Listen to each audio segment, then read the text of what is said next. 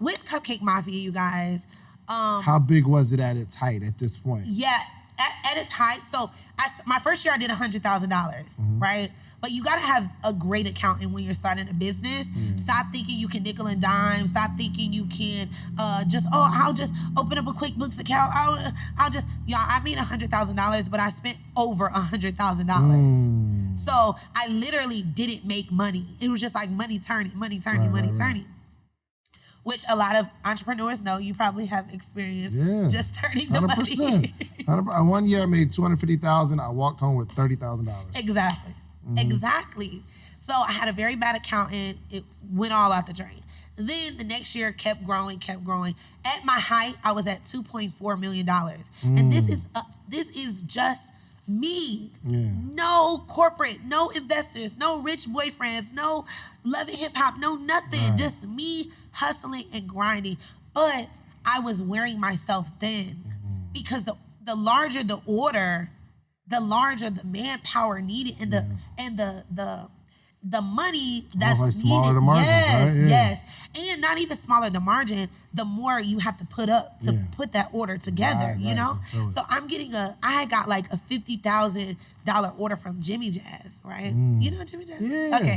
I got a $50,000 order from Jimmy Jazz and I had to hurry up and produce it and they needed it by this date. Their routing guy said, if it's not at FedEx on this date, at this time, if it doesn't make it to our warehouse, like the order will be canceled and sent back.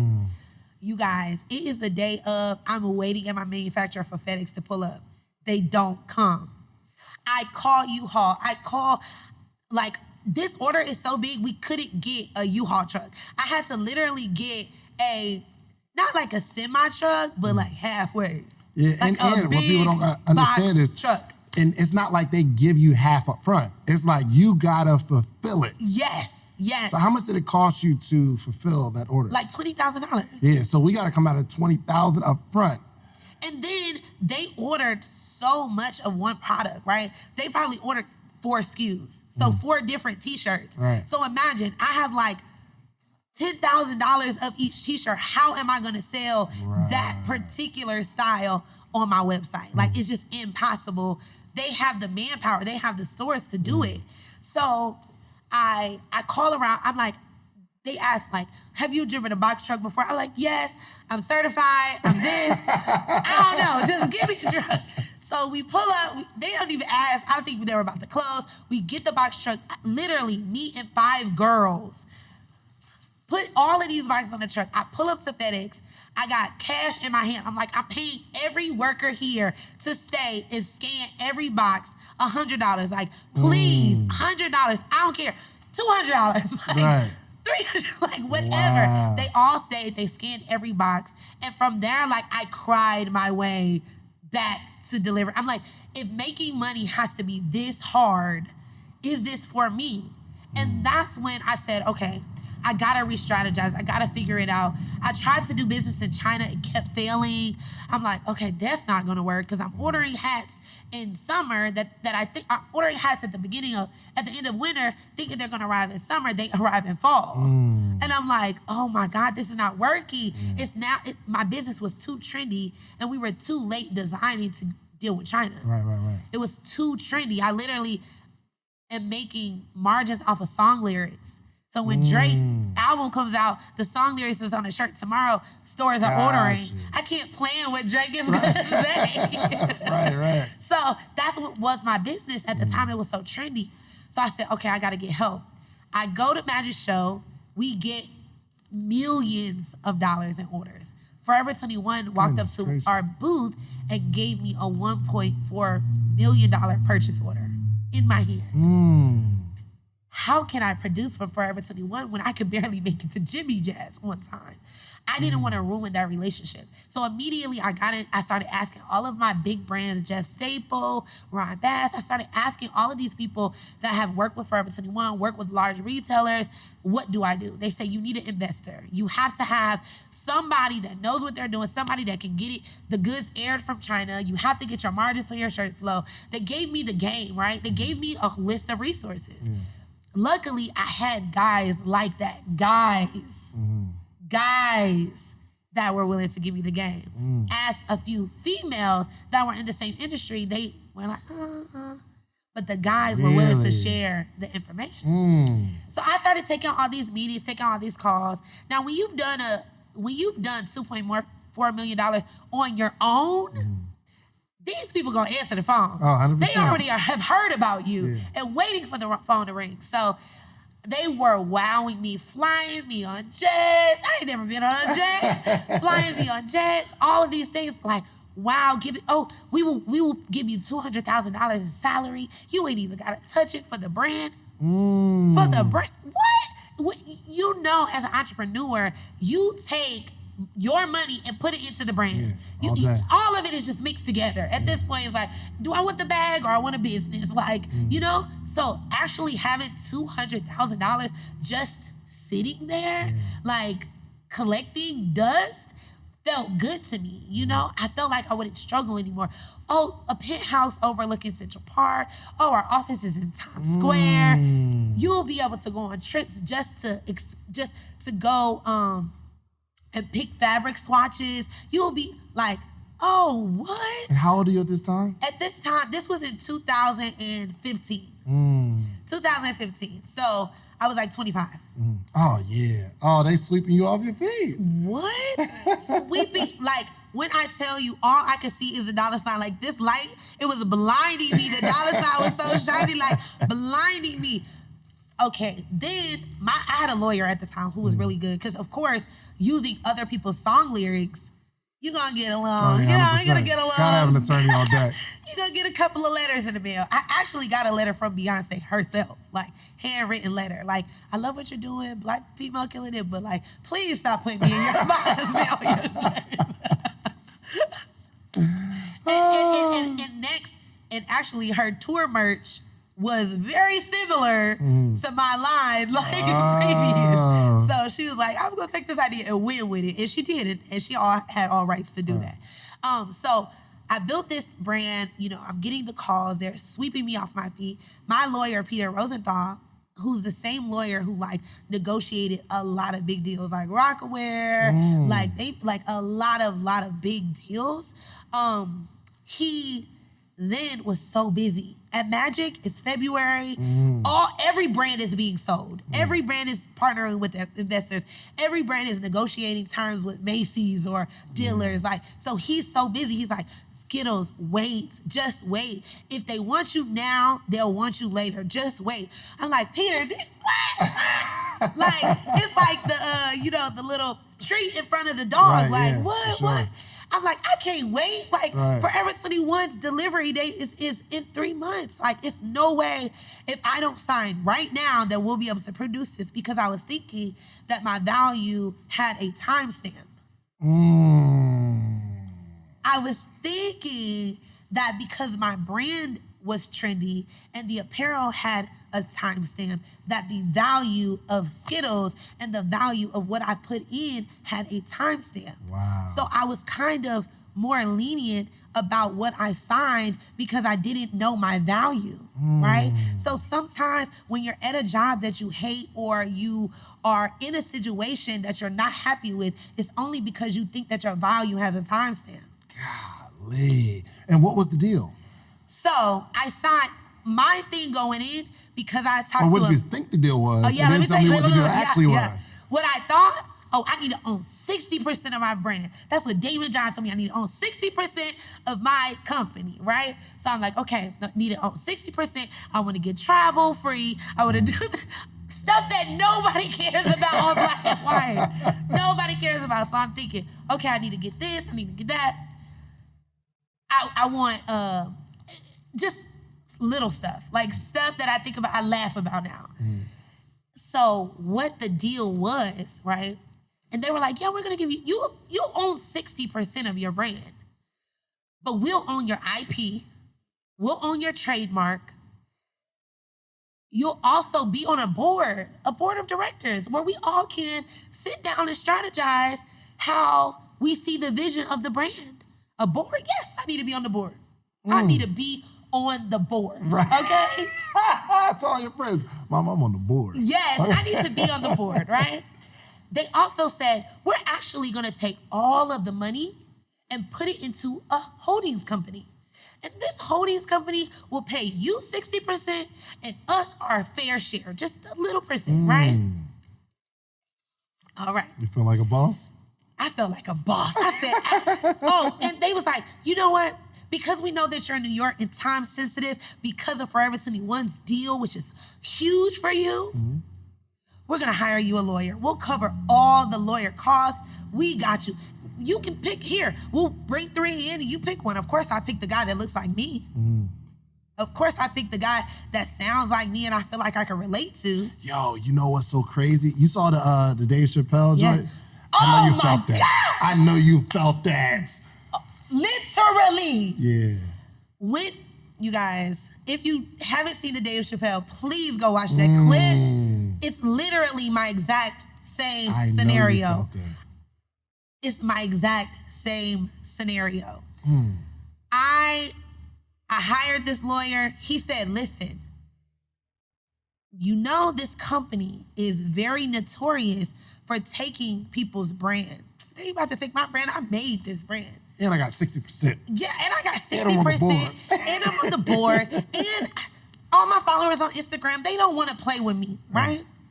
He's like, okay. He's like, listen, I want you to know that at the end of the day, if your brand doesn't make it, you would have made a lot of money and can start something else, right?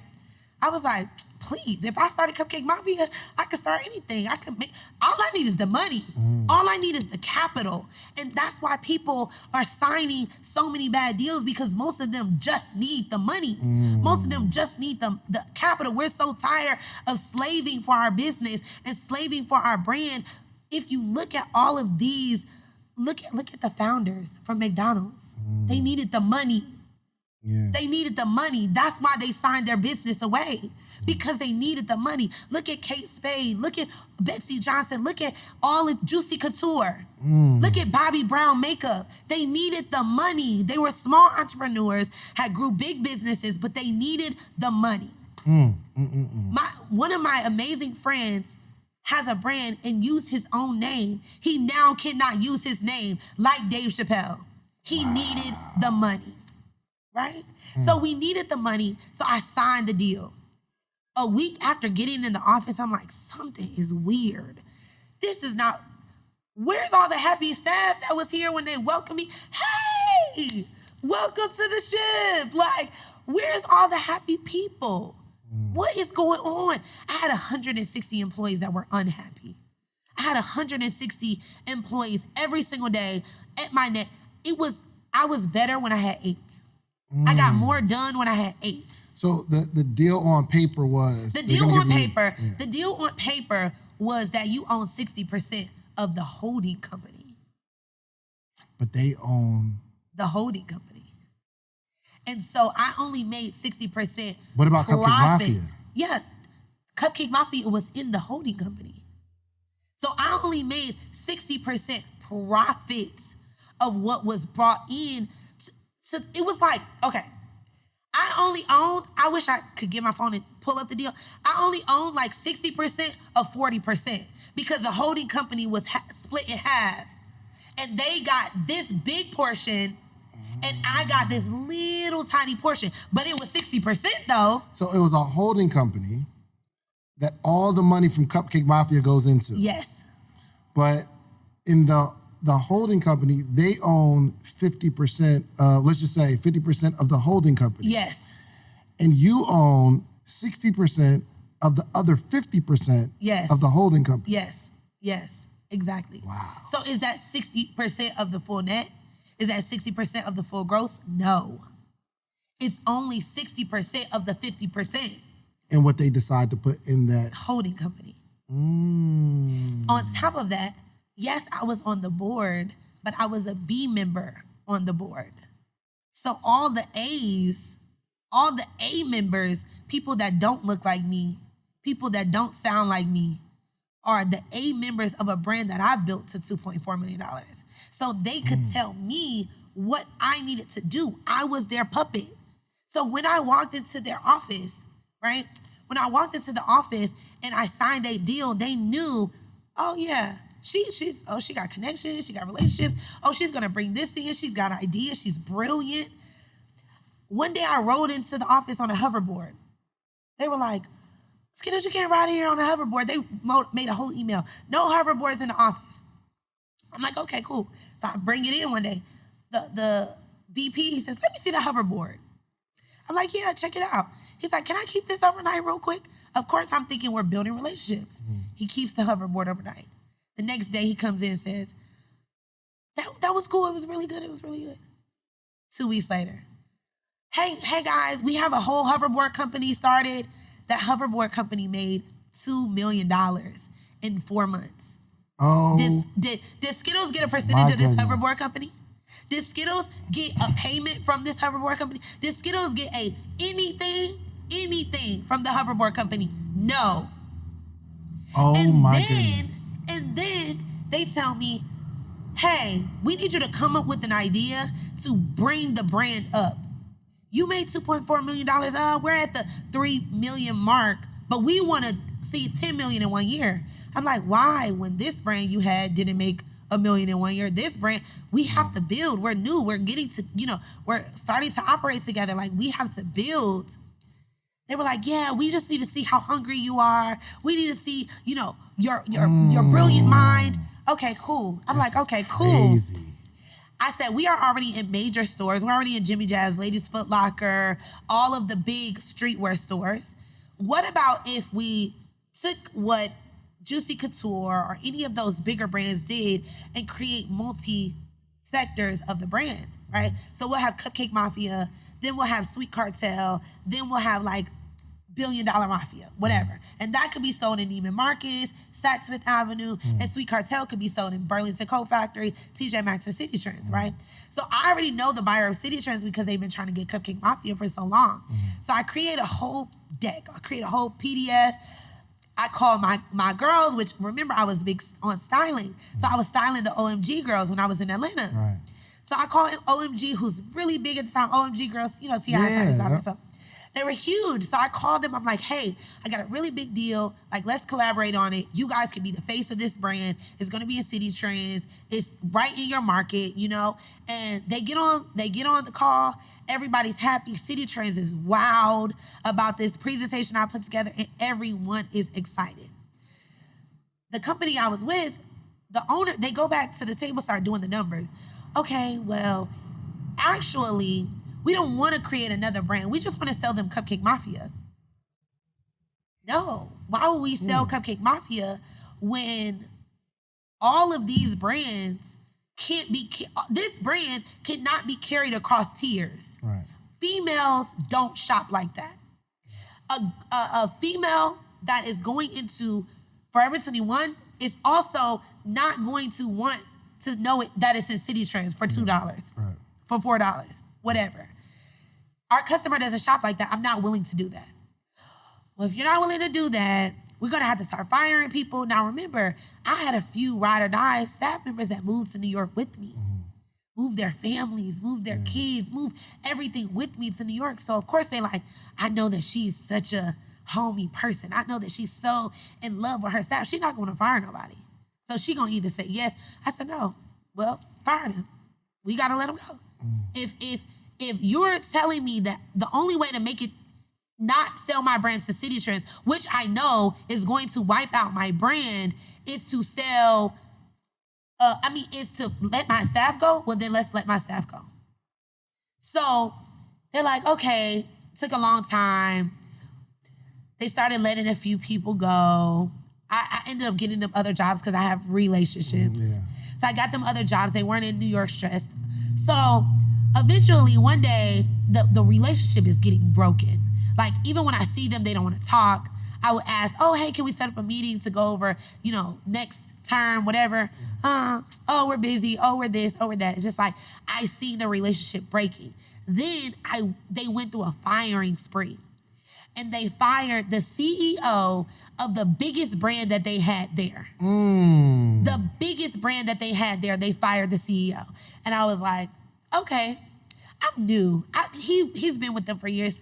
He's older. He probably is fighting them a lot. You know, like, I'm brand new. They're not going to fire me. Then they fired the second guy that was supposed to handle the Forever 21 deal for me. Now, no Forever 21 deal. Okay, it's cool. They have a really good relationship with Forever 21, so me being optimistic. They have a really good relationship. It's cool, we're going to get it. They fire another CEO. Now, this guy is the guy who told me to sign with this company. And let me tell y'all that you need to be careful who you're taking information from. For sure. Right? Because if I give a ham sandwich to a homeless man on a street, he's gonna be much more appreciative of that sandwich than a billionaire, right? My friend who signed with them, who his brand was in Forever 21, when he signed with them, he was pretty much homeless. He was living with his grandmother, like, in the basement. You know? So his information, the feeling of comfort that he got from them is much different from me when I've just left making $2.4 million on my own. And I'm living in a penthouse in Atlanta. I have the life, I have the G-Wagon, I have all of these things. So the ham sandwich that guy was appreciative for is not the same. Yeah. It's not how I'm gonna move. So I signed thinking and believing and hearing what he had to say about them. You understand? Yeah. So they fired him. I'm like, oh no, okay. Now I start looking, I'm a numbers girl. Like, I'm a really big analytics numbers girl. So I started looking, calculating, okay, I'm the next up because I'm the highest paid person, not on the A board. I'm the next up.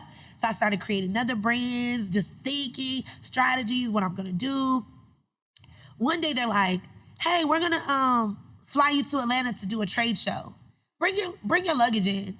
So I have a little dog, I bring my luggage, my dog, and I'm waiting. I'm like, what time is the flight? Like, when are y'all sending me the tickets? Like, what's going on? So I'm like, okay, I've seen this scenario with someone sitting in the exact same chair that I'm sitting in too many times in this office. And I kind of prepared myself. And weeks prior, I started to feel energy, started saving files, email lists, things like that. So I walk into the office, they're all surrounding me. They're like, hey, we really wanted to try out this women's department thing. Like, we was really trying to work hard on trying out women's, but it's not really fitting where we are. And, we already told you that we were going to have to start cutting people down because the brand wasn't supporting the finances of those people. And, like, we no longer need you at Cupcake Mafia. I was like, wait, what? Hold on, wait, what? We no longer need you at Cupcake Mafia. And if you look at the contract, here's the contract. B, we own your trademark. C, you're a B member on the board, so you have no say in this meeting. Here, you will get 60% of what the brand generates from this holdings company every 2 weeks, just like, every month or whatever when they pay me my residual. Oh yeah, and your last paycheck is in 2 weeks. I have an apartment in New York, which is $4,000. Were they paying for your apartment or like? No. Oh. Because I was on a $200,000 salary, making 60%, they felt like you could cover that. Oh, so they were paying you $200,000 a year. Yes. Plus 60% of profits. Yes. From the holding company. From the holding company. But Gotcha. $200,000 a year, I'm an employee. I only work 6 months. Right. So when they fired you, that's why they're saying your last check is coming in 2 weeks. Yes. Because you're not going to get this $200,000 no more. Yes. Yep. Interesting. So but then they own your IP, they own your trademark. They own my trademark. I can't put Cupcake Mafia on anything because they owned it, right? So listen, you guys. Now, one thing that I'm gonna tell you that I believe that I'm extremely smart. When I signed with that company and I started to see the red flags, I told them I needed to hire my people, right? So I hired my social media manager. I hired my web developer. I hired my photographer. I hired all of my people. So they never had access to my social media account. They never had access to my GoDaddy domain name. They never had access to the servers that we were using. They never had access. So of course, when they fired me, they're like, oh, we need access to these things. No. Nah. You're not getting it. Right. So I remember walking out of that office like, oh, and they said, oh, did you leave space in your suitcase? Because you can pack your desk up with it. Wow. You can't access our email servers. You can't get into our showroom. Everything, your fingerprint has been denied from everything. But we'll walk you into your office. You can pack up your desk.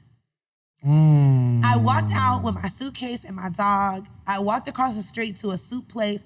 I sat there and said, who should I tell first? Who do I call? Who will understand? What do I do?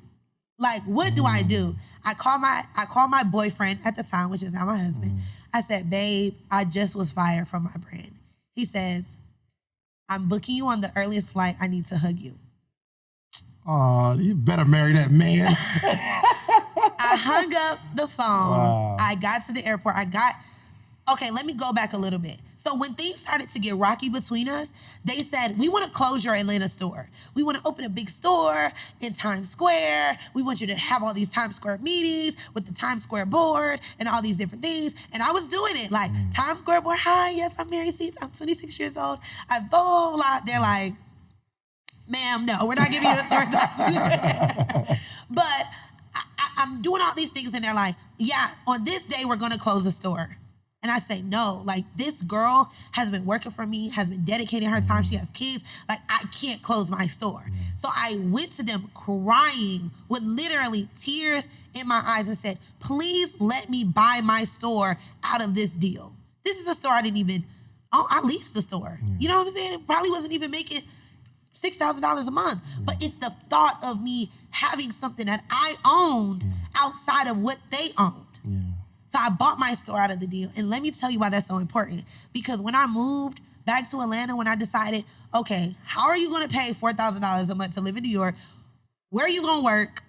Who you know out here? Yeah. I decided that suitcase that I took to Atlanta, I never went back to New York. I had movers come, pack up all of my things in that apartment. I put my apartment on Airbnb. The money that I made from Airbnb covered my store rents. I lived above my store. It's a store. It's a live workspace. So it's a retail at the bottom and it's apartment at the top. I didn't know you lived there. Yes. I didn't it's even an know apartment at the top. So I lived in one of the rooms. Now remember, all of my luxurious furniture is in New York on Airbnb. So I put an airbed in that room and I stayed there for 6 months. So they let you buy the store though? They let me buy the store for $10,000. 10 grand. 10 grand. Gotcha. They gave me a $30,000 sign-in bonus. I gave $10,000 for the store. I gave them $30,000 for a warehouse, for a factory in China, right? Because we were having a lot of complications with my stuff getting out later than their other brands. So they were like, well, let's partner up on a factory in China. I'm 26 years old. Do you think I know what partnering up on a factory in China looks like? Right, so I'm just like, okay, how much do I need? Because I always wanted to be like, they're never going to big bank, little bank me. So whatever I need, I don't care how I'm going to get it, I'm going to come to the table as equal as them. Because I'm on the board. You're on the board. I'm on the board. So I need to show them that I got money and they can't just nickel and dime me. So I give them $30,000 for a factory in China that I never seen. That I never went to. This company is a bunch of savages. That I never had the address to, right? Never. One time, actually, I think it was like 3 weeks before I got fired, one of my customers in Dubai needed to ship a package back. And he was like, I'm not shipping it to the US when China is right there. Right. Like, I need the address in China. So they fought me. They finally gave me the address. Okay, so they gave me the address to ship it back to our factory in China. Now, I kept that address always in the back of my mind. I'm like, okay, this is how I knew when I went to China, I'm gonna get to that part. Come on, talk this about is it. how I knew exactly where to go, exactly where factories were in order for me to open up my factory in China, right? But let's move on. So 6 months, I'm struggling. I'm on an airbed. I'm crying myself to sleep. My boyfriend at the time never questioned me. I was like, should I get an apartment? Who you impressing? Should I get my hair done? For who? Like, I'm good. I love you. Like, you're straight. You're fine. Because he also, at one point in time, had 10 stores. He also had to humble himself and live here and live there and eat ramen noodles to support his rents and support his business. So he knew, oh, my girl gonna bounce back. You feel me? So I humbled myself, slept on an airbed. I started to ask my amazing friends, what should I do, girl? Oh my God, I don't know what to do. One of my amazing friends, Alex Will, she said, Skittlez, if you built $1 million brand, build another one. I was like, literally a light bulb popped on in my head. She's like, get on live, get on Periscope. This on Periscope was big. She's like, get on Periscope, tell your story. Other people will be inspired, start selling e-courses, like, start motivating people. But before, I used to always feel like, my information, like, it's just my information. I don't know if it's gonna work for nobody else. That's when I started the Icing Agency, which is now a multi-million-dollar marketing and branding firm. So all of this to say, now that I'm getting to the heights of my life, right? I wanna let you know that whatever you're going through in this time right now, God may be moving people out of your way. It was destined for me to sign that bad deal, right? Get fired in 6 months, because in that 6 months of working for them, I learned how to work with China. Remember, I didn't know previously. I learned how to work with China. I learned how to send in tech packs. I learned how to communicate. I programmed my body to be up at 3 a.m. because it's 3 p.m. there. I programmed my body to work at 11 p.m. because it's 11 a.m. there, and stay up to 3 a.m. when it's 3 p.m. there when they're getting off work. I programmed my body to know that. I understood that I needed to learn Mandarin. I knew that I needed to, I create systems. I understood how to work with 160 employees with different cultures and backgrounds that I've never seen before, and different energies and all of that, all of those things. So in that 6 months, I learned how to do big business and operate a big business. I also learned that you're never gonna wanna be middleman again. In that 6 months. But before that, remember, I was like, shipping packages is so stressful. Order all these wholesale. Listen, when I got back on that airbed and I started my brand again, because remember, I still own the domain name. I still own the Instagram. So even though I could not use the trademark, people just knew my brand. They knew the fonts. They knew the way that we aligned our product. They knew the phrases. So it didn't matter if I had logo on the product. People were still buying the product.